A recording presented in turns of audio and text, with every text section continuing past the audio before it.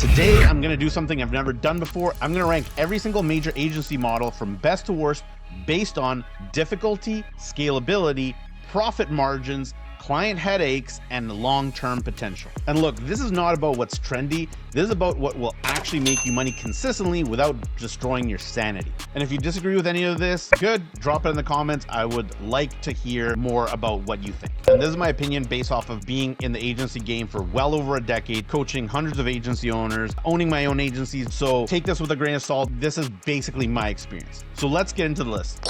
First of all, we're going to start off with the classic social media management. There are two types of social media management agencies. There are the low tier ones and the high tier ones. I actually do have a client that is a high tier social media management agency. They're doing work with KFC and huge companies that lend recognizable names, and their retainers are huge. They have retainers that go from anywhere from 7K a month all the way up to 50K a month. Those types of social media management agencies do rank higher.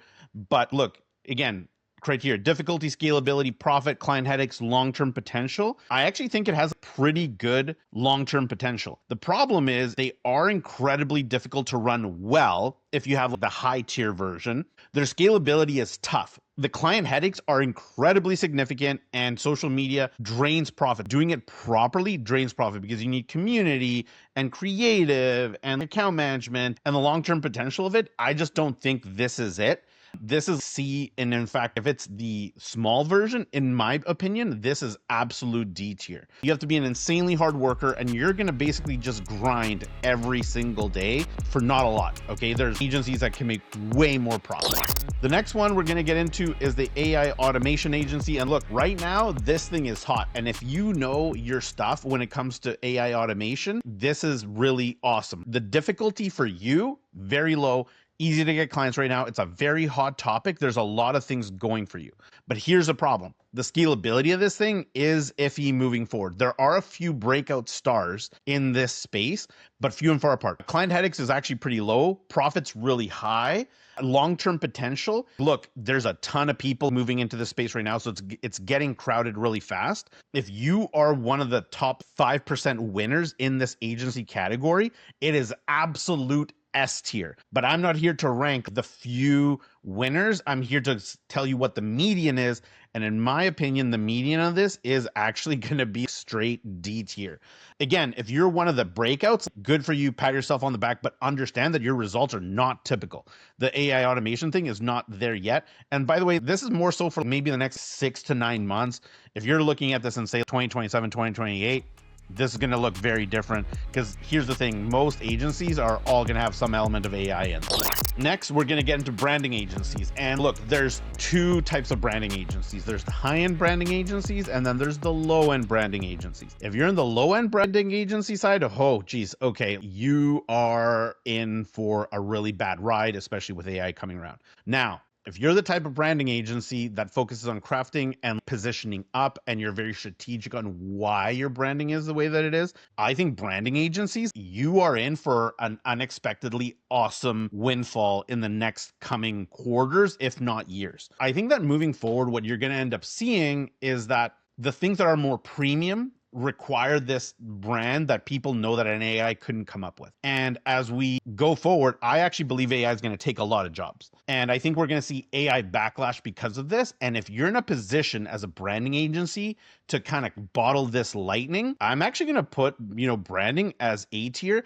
And I would not be surprised if there's a lot of these high-end branding agencies that are going to be absolute S tier, and you're going to be able to charge a huge premium. However, I do see the creative talent that goes into these brands, the cost going up and up and up. So the difficulty is actually going to come from not necessarily getting clients. It's going to come from retaining your people.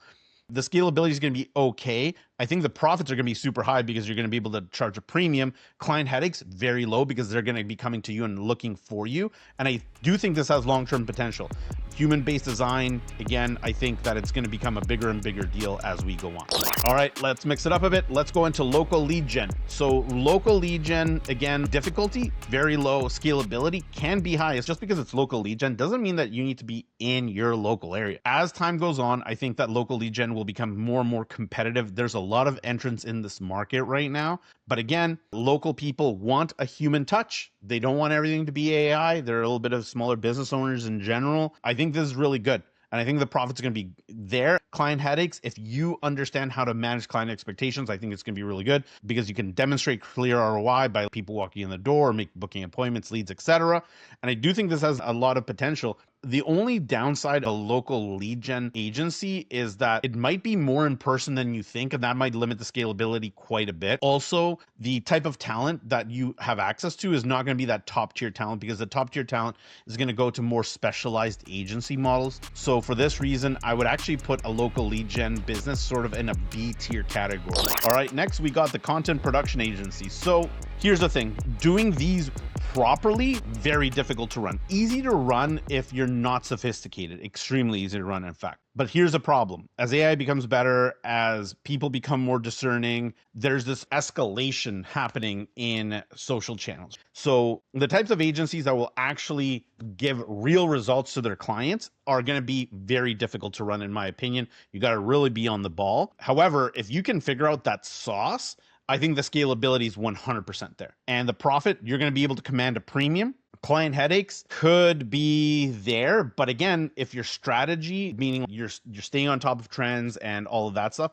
if you have your system dialed, I think the client headaches are going to be kind of low. And I think that the demand for this is going to explode over time. People think that AI is going to hollow this out. I actually think the opposite. I think that there's going to be a ton of AI content out there where if it's scripted by a human and you're building over top of that to make it stand out and make it different from everybody else, I think that there's going to be very low headaches, and the long-term potential on this, I think, is huge as demand goes up. Again, if you run this properly, I think it's going to be absolute S tier. You're going to be able to make a lot of money and you're going to be able to scale. And really, though, it comes down to the quality of the work and the systems that you got running in the back end.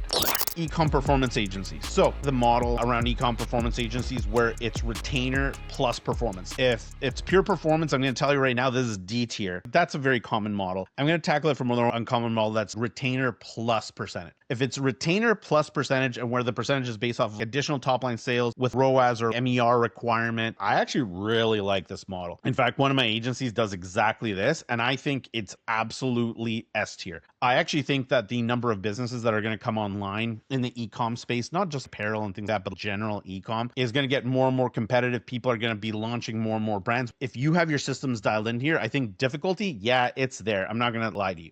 Scalability, insane, through the roof scalability, especially if you know what you're doing. Profit, because of the scalability aspects, through the roof as well. Client headaches, if you're performing, there is no headaches. The biggest headache is, will the client try to give you notice because they're paying you too much? And you might think that's a crazy statement, but I've run into this before. People have a hard time writing other companies a check that big. So that can be the main client headache that I've experienced. Long-term potential, again, huge. The one thing to watch out for these types of agencies is that your legal contract that you have with your clients has to be pretty ironclad. People will try to weasel out once you've scaled them up and try to not pay you on the performance or try and renegotiate you down, etc. And that's the only reason I would give this an A tier, because I do think that it is an absolute headache once you actually make the performance. All right, next, let's go through consulting/hybrid agency. So in my opinion, this is where you combine done for you services with done with you services. And I really like this for a number of reasons. Done for you services, there's a certain amount of the market that's looking for done for you services. They just want you to do the thing. But not all companies will buy done for you services. This is because their CFO is, we need to do this in-house. Some CMOs or directors of marketing are very guarded and they want the secrets to kind of stay in-house. So there's a certain percentage of companies that your agency just can't tap into. So people are, oh, my total addressable market's these 80,000 businesses of this type. And it's no, it's not, because how many of those are willing to do done for you services where they outsource things? Off the bat, you're probably axing off anywhere between 20 and 50% of the entire market, depending on what market you're in. This is why this consulting model, because you can position yourself with done with you services as a consultant, which helps them, right? So either you can help people build internal teams, you can charge a consulting fee to audit their systems, and you can be on pretty lucrative retainers where you can charge $500 or even $1,000 or more per hour. Not only that, but you give access to this greater total addressable market. I think it's a sleeper model. Difficulty is not that high as long as you know what you're doing and your product's good. Scalability is there. Profit is definitely there, because when you're charging these consulting retainers at a high hourly rate, profit's 100% there. Client headaches, very low, because you are this trusted partner as the consultant. And long-term potential moving forward, if you have proprietary knowledge and you're ahead of the game, I think is huge. I think this is absolute S tier moving forward. Believe it or not, this is a sleeper type of agency. Not many people are there, but I think more people should go there. Very underrated. Appointment setter agency. Look, I'm not going to get into this very much. This is D tier. Difficulty is high. Scalability, very difficult. Profit, it can be good if you really line the stars up, but for every winner, there's 9 other losers. Client headaches, massive. It's a weird Goldilocks zone. Either you don't get them enough results, they fire you. You get them too many results and you flood them with leads and they can't handle it, and then they drop you. I just don't think this is good. I mean, some people, this has worked for them and it's fantastic, but I think it's hit or miss. Creative agencies and ad creative. Look, this is very similar to branding. I think that if you're looking to upscale and have medium to large size clients, you could definitely be A tier. But if I go by the averages, this is B tier. Basically, you're gonna have to use AI and have some pretty awesome people internally to survive what's coming. Difficulty, if you can get the right people, not that high. Scalability, I don't know about that. Profit, you're gonna get squeezed by the general market, so you have to find a pocket of a certain type of buyer. Client headaches, if you're good at what you do, not that bad. Long-term potential, this is really the biggest hindrance. That's why it's a B tier. A lot about creative, where it's going in the next couple of years, but the difficulties kind of lie in people's opinions of what AI can do, and for this reason, I don't like it. Let's see, B2B, lead gen, demand gen. I love this model if it is the retainer plus performance model. If it's performance only, I hate it. I think it's D tier. But if you can do performance plus retainer, it's slightly better. And I'm just going to put it right here. Next, UGC influencer, content agency. Look, if you have a Rolodex of influencers, this can be amazing, but it's difficult to run. Scalability, therefore, actually becomes hard. Profit can be low sometimes because some influencer contracts are quite expensive. Client headaches, numerous. You end up in the middle between the influencer and the brand, and that's not a comfortable place to be. And long-term potential, I think that influencers, as they go, they become increasingly more sophisticated, where they know what they want and they know what they don't want. I think this is really going to start squeezing the agencies out. I think there's a place for them. I do think that your Rolodex better be on point. And if your Rolodex is not on point, this is a C tier. If your Rolodex, as far as influencers go, is on point, I think this is A or S. But if you're looking at the average one, not so good. Web design, development, this is absolute D tier. AI is just eating these guys alive. Again, there are agencies that are winning in this space, but I mean, these are specialized websites. These are people that are charging 50 to 100K per website. If you're doing local businesses, small businesses, where your website, you're charging out anywhere between 5 and 15K or 5 and 20K, this is not a good day for you. Scalability is not great. Profit, not great. Client headaches, many, because their expectations keep going up. Long-term potential is where I dislike this one the most. Lastly, productized service agency. All a productized agency really is an agency that understands what their hourly rate is, and then they charge above that because of the effect that they can generate and the amount of time that they can generate it in is above what they should charge based on an hourly basis. Hey, it's going to take us 10 hours. Our hourly rate's $200. We could charge $2,000 for this thing, but this service is so awesome, it's actually worth 4K. That's a productized agency. I love this model. There's a lot of people out there that are productized that shouldn't be, because you're actually over delivering. The purpose of a productized service agency is to make more money than you would if you just charged hourly.